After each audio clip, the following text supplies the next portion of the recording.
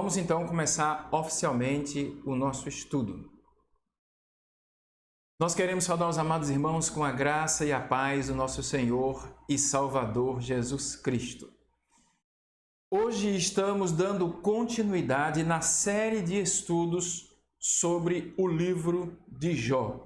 Estamos avançando, amados. Já estamos aqui chegando no capítulo 8. Hoje nós vamos falar do capítulo 8, 9 e 10. Como já dissemos aqui na parte da introdução, a gente vai falar sobre alguns textos, alguns versículos chaves deste livro tão magnífico que nos ensina muito, porque a vida de Jó e tudo que ele sofreu, tudo que ele passou, de certa forma a gente se assemelha com as circunstâncias, com essas circunstâncias. Jó é como que um representante, no sentido de passar por dificuldades e problemas, ele acaba sendo meio que um porta-voz, né? E como a Bíblia é um livro muito especial e que não esconde absolutamente nada, a Bíblia também fala de um Jó, o qual a gente não conhece muito. Porque muitos de nós conhecem apenas o primeiro e o segundo capítulo de Jó, ou então os últimos capítulos. Mas a gente não conhece o que está dentro dos textos, desses capítulos que se seguem no livro de Jó.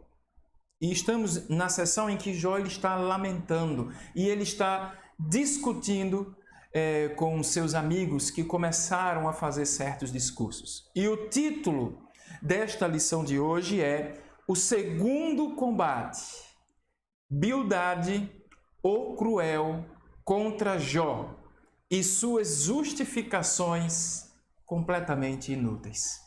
É o título desta lição que a gente vai tratar hoje. Capítulos 8, 9 e 10 do livro de Jó.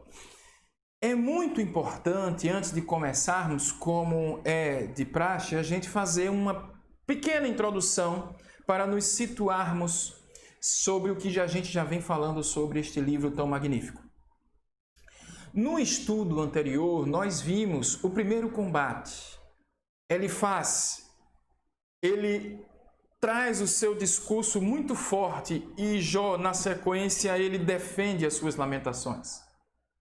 Nos capítulos 4 e 5, qual a gente já passou aqui, dos três amigos, ele é o primeiro a falar. Isso porque ele é o mais idoso entre os três. E é um costume dos orientais, nesse momento, os mais velhos falarem. E Elifaz era dito como, dentre os três amigos, o mais sábio. Tinha mais sabedoria, por isso que ele foi o primeiro a falar. Elifaz acreditou que os sofrimentos de Jó poderia ser facilmente resolvido com o seu discurso. Ele era um homem dogmático, ele é um homem dogmático.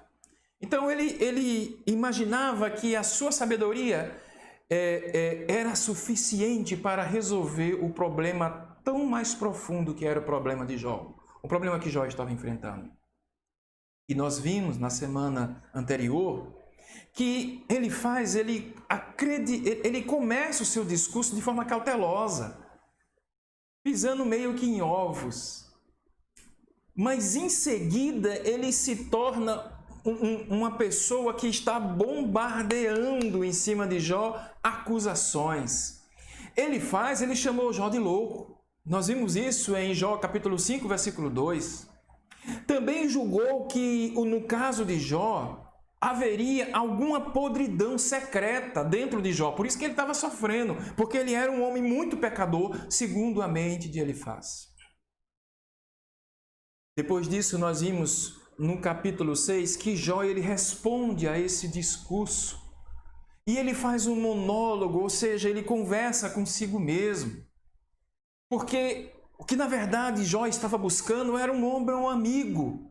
Um peito que ele pudesse reclinar a sua cabeça e receber um conforto. Mas ao invés disso, ele recebeu uma rajada de acusações de Elifaz. Foi muito forte que nós vimos nos capítulos anteriores. E assim se encerrou a primeira batalha, Elifaz contra Jó.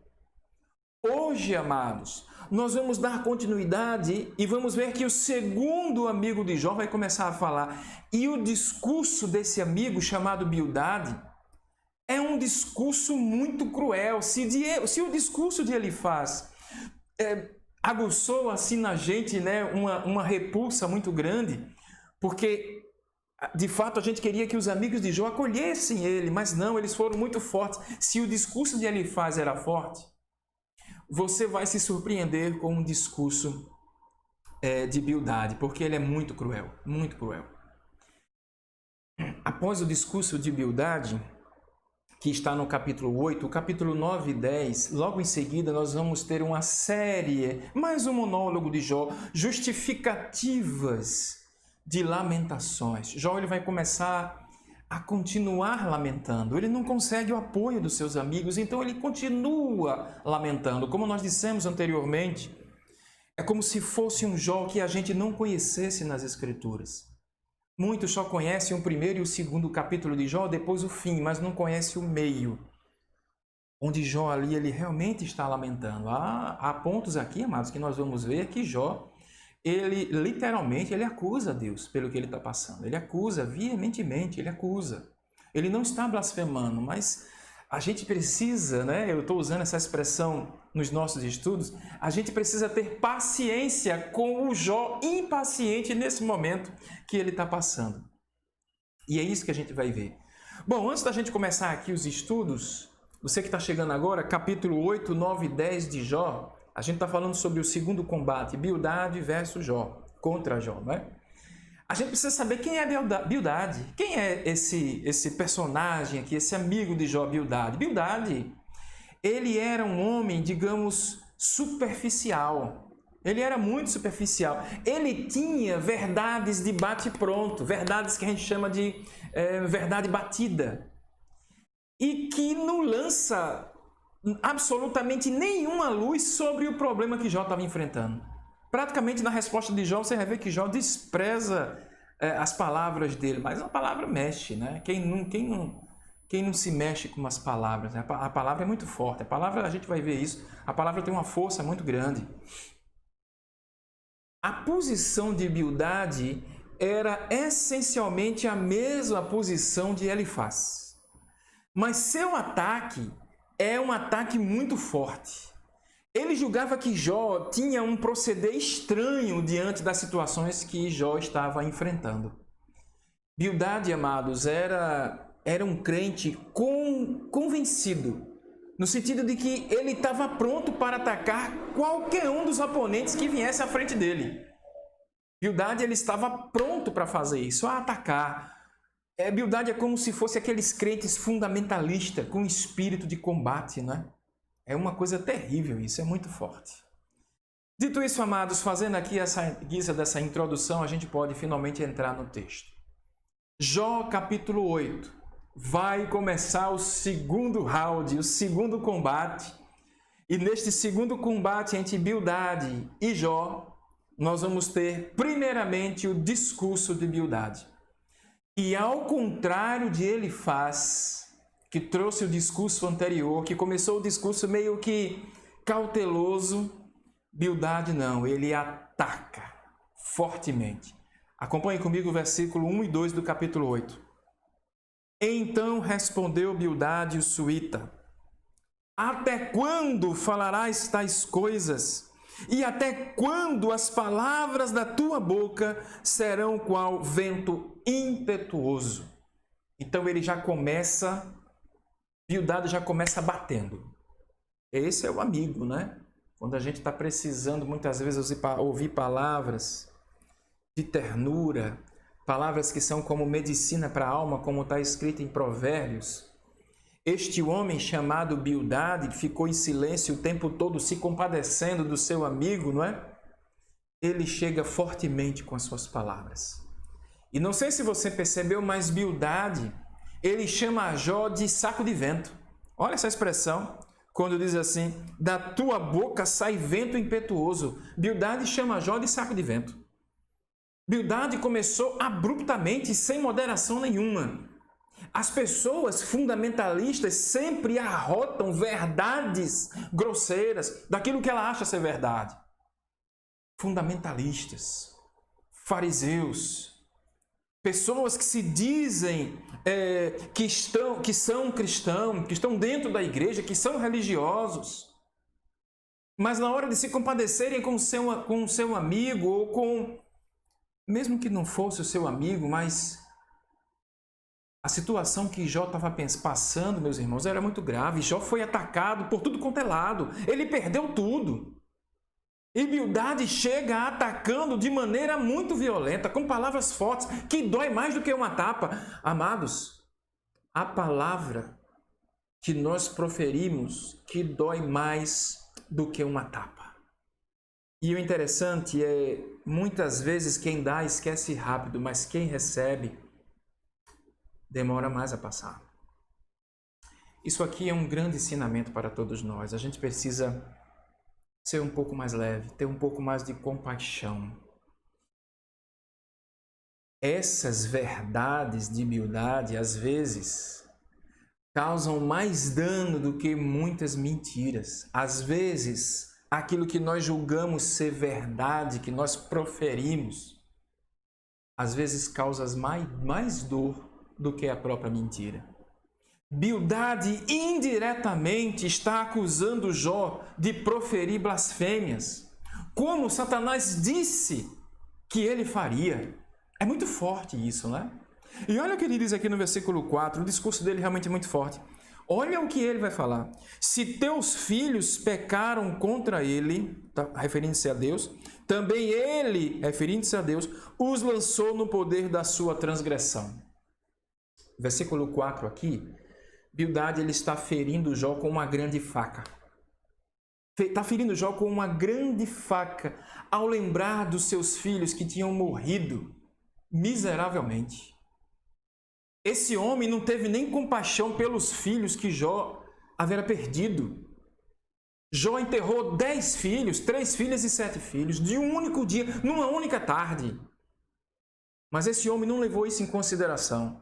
É como se ele estivesse dizendo, naturalmente, Jó, os teus filhos morreram porque são pecadores. Estavam em pecado terrível contra Deus. E Deus cortou eles desta vida. E em breve Deus fará isso com você também, se você não se arrepender. É isso que Bildade está falando aqui. Bildade, amados, ele feriu Jó precisamente onde sua dor era mais forte. No coração de um pai cujos filhos tinham morrido. Não tem dor maior. Isso só sabe quem realmente perde um filho amado e querido. E este homem, se dizendo amigo de Jó, ele meio que apunha, ele está enfiando uma faca no coração de Jó. E ele foi justamente na ferida. Essa expressão aqui no texto que diz, e ele os lançou, versículo 4, é como se Deus tivesse os lançou. E eu fui estudar essa palavra no original, no hebraico. Essa palavra lançou significa, no campo semântico da palavra do hebraico, é como se Deus tivesse jogado fora. Olha como é forte isso. Como se Deus tivesse pegado os filhos de Jó e tivesse jogado no lixo. É isso que Bildade está falando. Eu falei que ele era um homem cruel. Bildade era cruel demais. Jogar fora no sentido de destruição, no esquecimento, na morte. Certamente esse ataque cruel e sem coração feriu Jó profundamente. Alguém que já estava caído e agora recebe como que uma punhalada no coração. E se a gente parar para pensar, amados, se a gente viu nos estudos anteriores que no capítulo 1 de Jó, no versículo 5, Jó ele oferecia sacrifício aos seus filhos com o objetivo de encobrir os pecados do filho, para que os pecados dos filhos fossem perdoados. E Bildade está atacando ele aqui e atacando os seus filhos. Como isso deve ter doído no coração de Jó? Você precisa se colocar no lugar de Jó, porque Jó vai começar a responder a esses ataques. E isso é muito forte isso. Por isso que a gente tem que ter cautela quando a gente ouve as lamentações de Jó. Mas olha o que está escrito no versículo 14 aqui do capítulo 8, porque Bildade ele vai usar a metáfora de um inseto para continuar atacando Jó. Acompanhe comigo o versículo 14. A sua firmeza será frustrada E a sua confiança é teia de aranha. Circule na sua Bíblia, a sua confiança é teia de aranha. Ele está dizendo que a confiança de Jó é uma teia de aranha. E o que é uma teia de aranha? É a metáfora do inseto. A teia de aranha é algo realmente magnífico, né? Se a gente parar para pensar na complexidade da teia, dos fios, quando a aranha tece aqueles fios ali, é algo muito complexo. É realmente de admirar. Mas como é fácil, com a própria teia, quando você corta, acabar com tudo. Só é você cortar, acaba com tudo. O que Bildad está querendo dizer aqui é que os ímpios é comparado, a sua vida de impiedade é comparado com uma teia de aranha, complexa, cheia de coisas, mas do nada só é cortar o fio que ela acaba rapidamente. Bildad ataca Jó, comparando ele a um ímpio. É isso que Bildad está fazendo. E eu gosto muito do teólogo Adam Clarke, quando ele salta um comentário sobre esse texto. Adam Clarke ele vai dizer assim: assim são os ímpios, se julgam fortes pelos hábitos do pecado, esperam inutilmente até que o último fio de teia da vida seja cortado. Então eles não têm mais força e a vida deles se reduz ao nada. Que texto maravilhoso, né?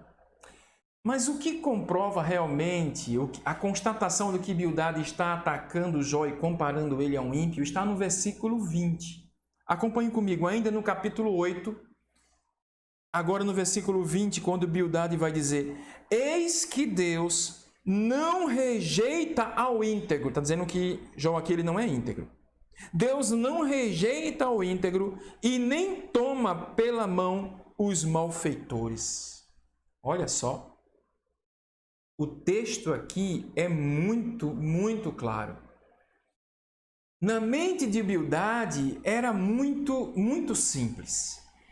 Jó não estava sendo ajudado por Deus porque ele era um homem malfeitor, ele era um ímpio. Na mente de Bildad, Jó nunca teria chegado naquele estado de miséria se o Senhor não tivesse sustentado pela sua mão poderosa. É o que Bildad está fazendo aqui, ele está atacando Jó de frente. Ele está dizendo na cara de Jó: olha Jó, tu é um ímpio e Deus não está te ajudando porque tu és um malfeitor. Um ímpio que constrói a sua vida como que uma teia de aranha, que só é cortar o fio e você entra na existência do nada. Ele prossegue aqui no fim do seu discurso, no versículo 21, com uma sessão de conselhos para que Jó venha se arrepender. Ele não sabia o que Jó estava enfrentando. Olha o que diz o versículo 21. Olha, Jó, se tu se arrepender, Deus te encherá a boca de riso e os teus lábios de júbilo. Que coisa linda, né? Muito parecido com o discurso de Elifaz. Morde, morde, morde, depois vem e assopra. É uma bela passagem, mas ele não estava entendendo o que estava acontecendo com Jó. Ele não conseguia compreender.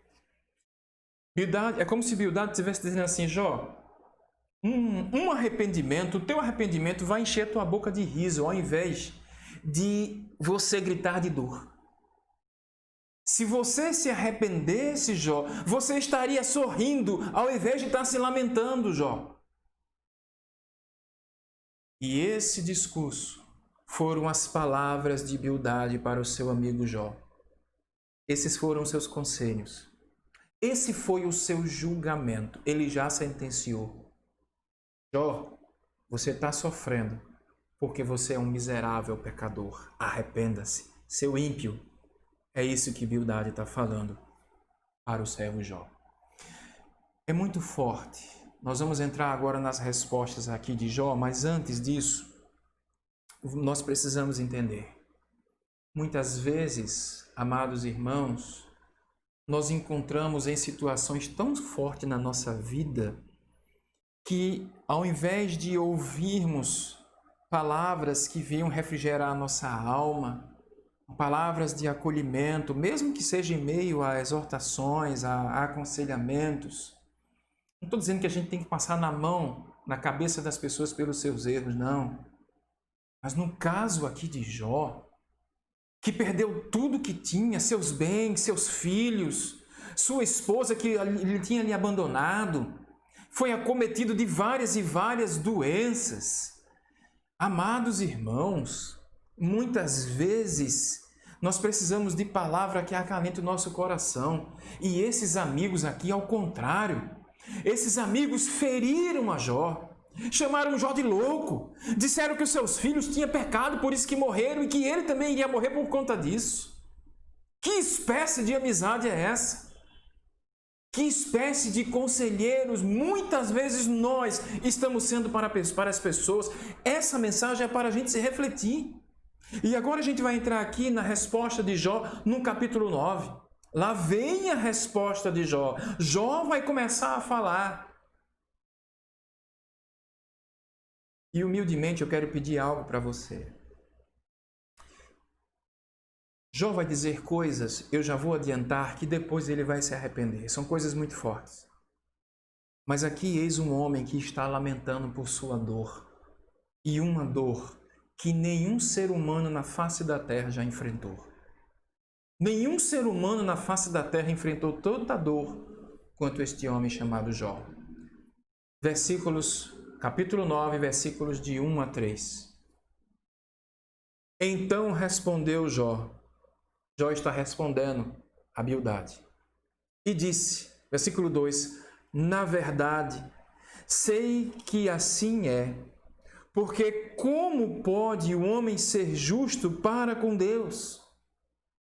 Versículo 3, se quiser contender com ele, nenhuma de 1000 coisas lhe poderá responder. Muito forte, né? Essa expressão que diz, se quiser contender com ele, indica que Jó, ele sabia que tinha uma resposta que os seus amigos críticos não lhe deram. O homem inocente pode sofrer, sim, pode. Porém, ele não sabia dizer por quê. Jó estava sofrendo sem causa. Capítulo 2, versículo 3 do livro de Jó. E ele não sabia por que ele estava sofrendo. Na verdade, só quem sabia era Deus, o diabo e os anjos. Ninguém sabia o que estava acontecendo com Jó. E quando ele fala aqui, não é? No finalzinho do versículo 3, nenhuma de 1000 coisas poderá responder a Deus. Ele está dizendo que Deus pode acusar um homem de 1000 coisas, mas o homem não pode se defender em um único caso sequer. Não pode. Em outras palavras, Jó estava dizendo que é melhor permanecer afastado do tribunal celestial e não provar Deus com perguntas e acusações tolas. O que é justamente o que Jó ele vai continuar fazendo no seu discurso. Às vezes, quando a gente passa por dificuldades, a gente começa a falar palavras e que depois a gente vem se arrepender. E não tem, escute só, quando a gente coloca a palavra para fora, não tem como voltar atrás. Não volta. A palavra já saiu, já foi. E não tem como retornar. E a gente vai perceber mais na frente que os discursos de Jó vão ganhando em amplitude. E ele vai começar a ceder. A ver que Deus ele é soberano, porque o livro de Jó trata-se da soberania de Deus. O livro de Jó é claro, nenhum outro livro da Bíblia trata tanto da soberania de Deus quanto o livro de Jó. Deus ele é soberano em seus decretos, Deus é soberano na sua eternidade, Deus é extremamente soberano. E a nossa mente limitada não consegue compreender isso. Os decretos de Deus são incompreensíveis. Porque Deus ele é soberano. No versículo 11, Jó ele vai declarar que Deus está acima da nossa percepção, da nossa razão. Acompanhe comigo no versículo 11, ainda no capítulo 9. Eis que ele passa por mim e não o vejo, segue perante mim e eu não percebo. A Bíblia vai dizer que os caminhos do Senhor são maiores do que os nossos. Deus, ele na sua soberania, Ele tem os seus decretos. E a nossa mente, que é limitada, muitas vezes não acompanha, não vai acompanhar. E é por isso que muitas vezes nós nos queixamos quando estamos diante de situações adversas. Nós nos queixamos, nós nos lamentamos e falamos coisas até contra Deus. E precisamos, amados irmãos, ter sabedoria nesse sentido. Precisamos saber que Deus, Ele é onipotente, onisciente, onipresente, Ele é eterno, Ele é Criador. E quem somos nós, criaturas, para questionar ao Deus Criador? É por isso que nós estamos aqui sempre enfatizando: Deus não nos criou para sermos advogado dele. Deus não precisa de advogado.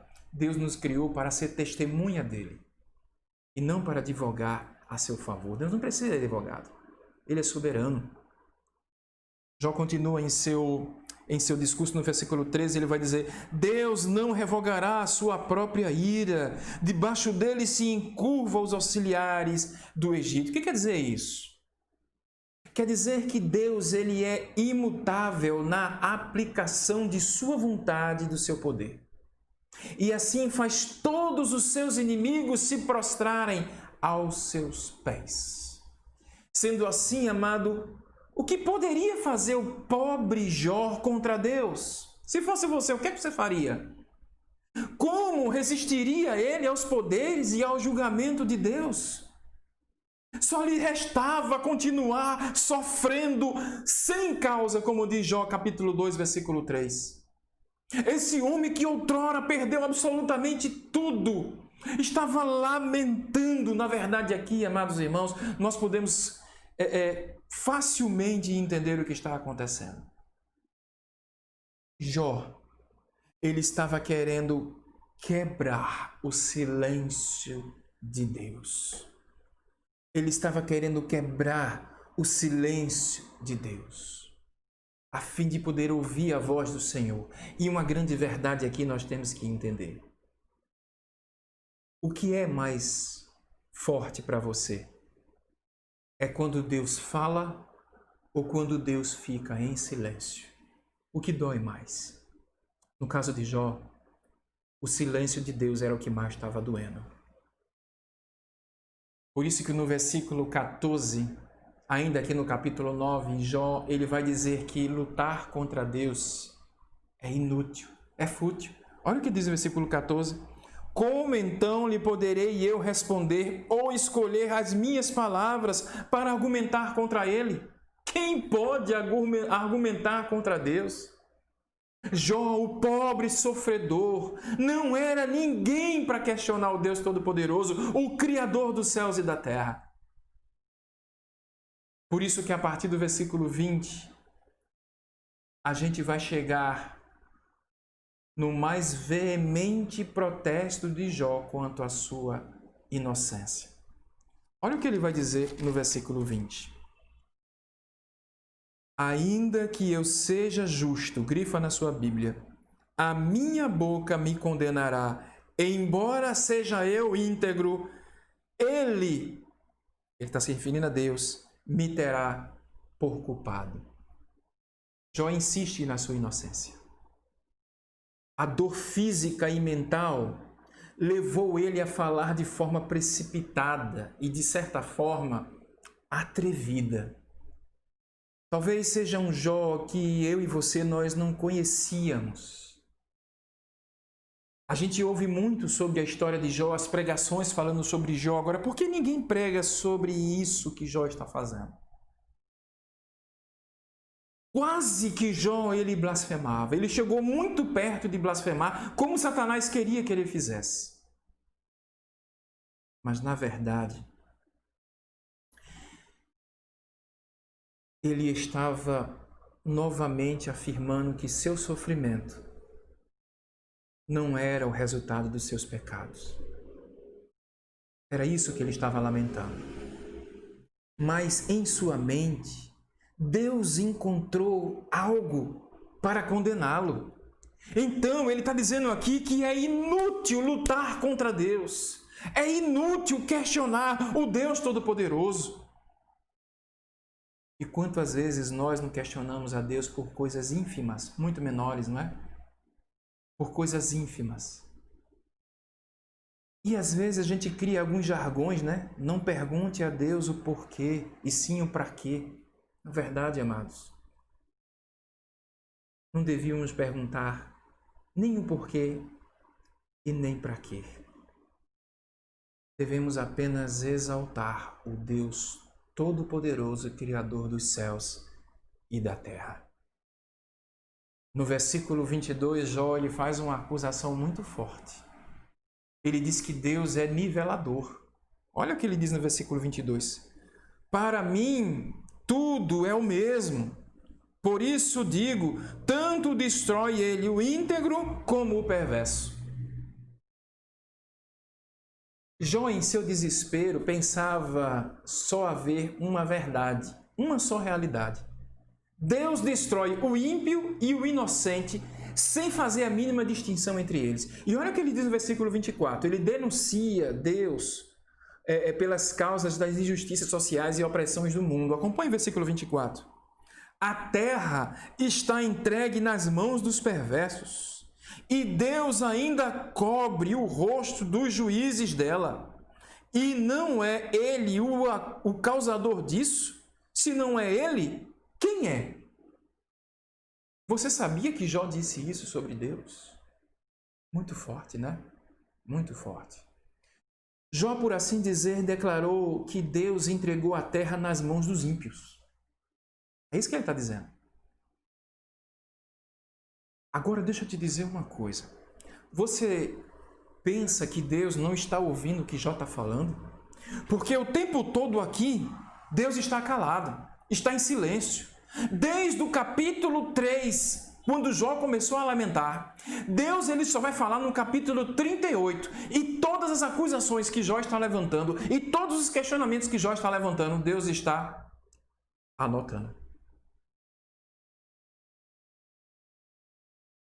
E essa verdade é para mim e para você. Deus ouve tudo o que nós falamos e até o que nós não falamos em nosso pensamento.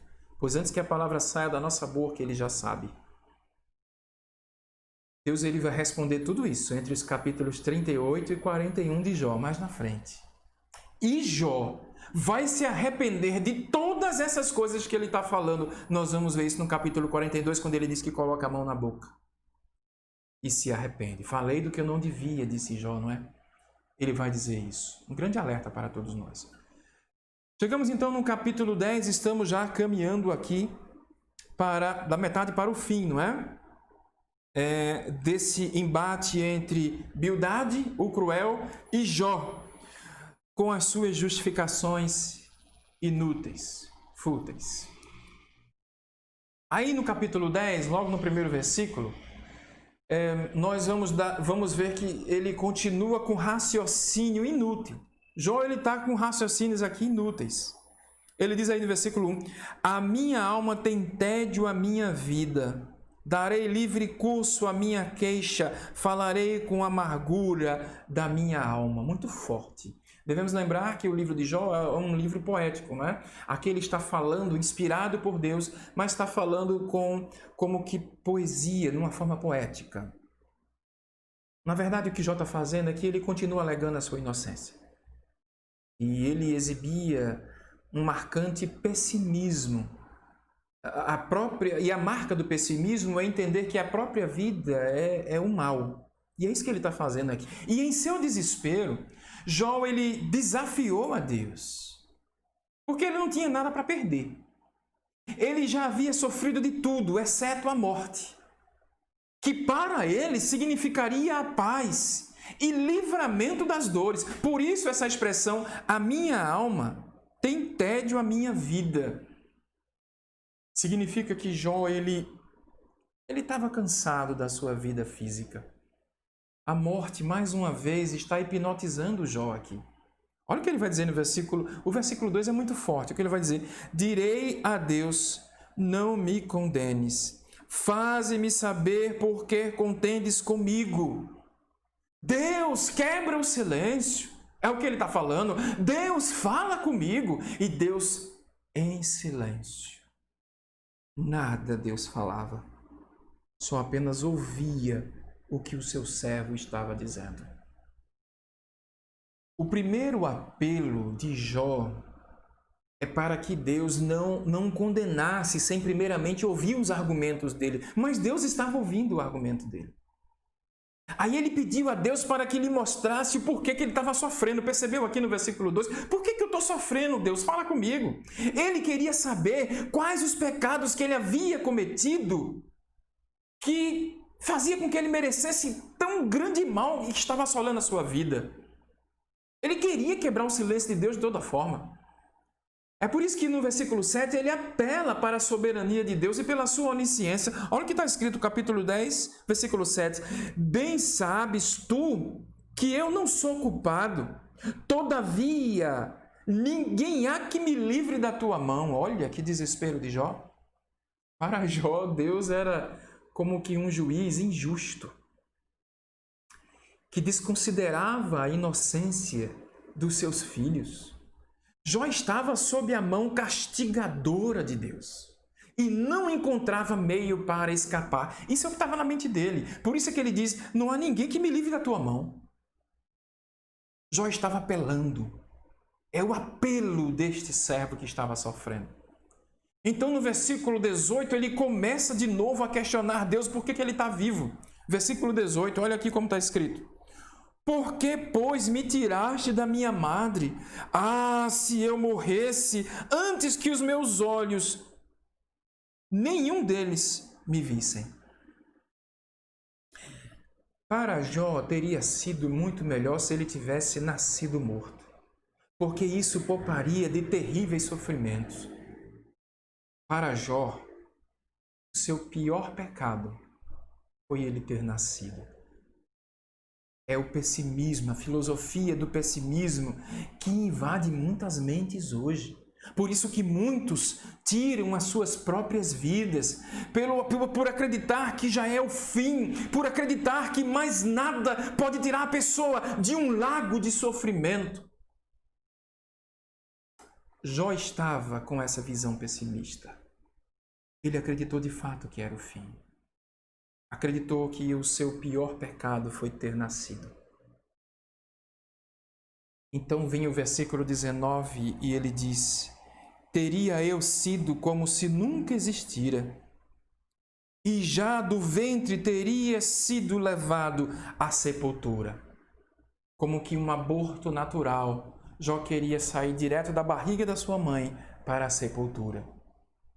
Pois isso faria com que ele não tivesse nessa condição de estar sofrendo.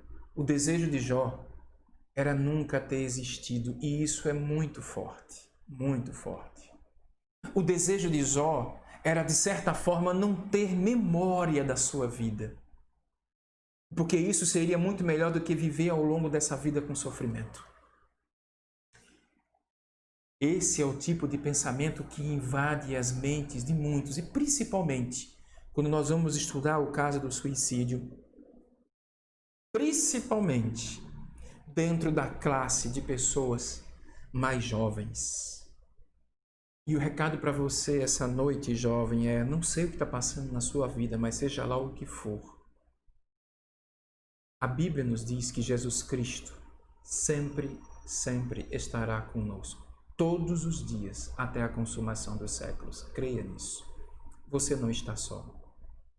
Procure de fato alguém que você possa se abrir, desabafar. Mas não deixe que o pessimismo tome conta do seu coração e da sua mente. Não permita que isso aconteça. Levante a cabeça, erga os olhos. Fale com alguém que de fato tenha sabedoria e possa lhe ajudar. Não com esses amigos aqui de Jó, que viram Jó afundando diante de tantos problemas e colocaram uma âncora para ele terminar de afundar. De forma alguma. Jó, no versículo 20, ele traz um apelo de um homem que está desesperado, um apelo de alguém que perdeu tudo. Acompanhe comigo no versículo 20, quando diz... Esse versículo 20, ele é muito especial. Eu queria que você circulasse na sua Bíblia. Quando ele vai dizer assim: não são poucos meus dias, Deus, Não são poucos meus dias? Cessa a dor. Deixa-me ir, para que por um pouco eu tome alento. É muito forte essa palavra. É muito forte. Você percebe que Jó, em nenhum momento, ele faz alusão ao suicídio. Senão ele mesmo tirava a sua própria vida.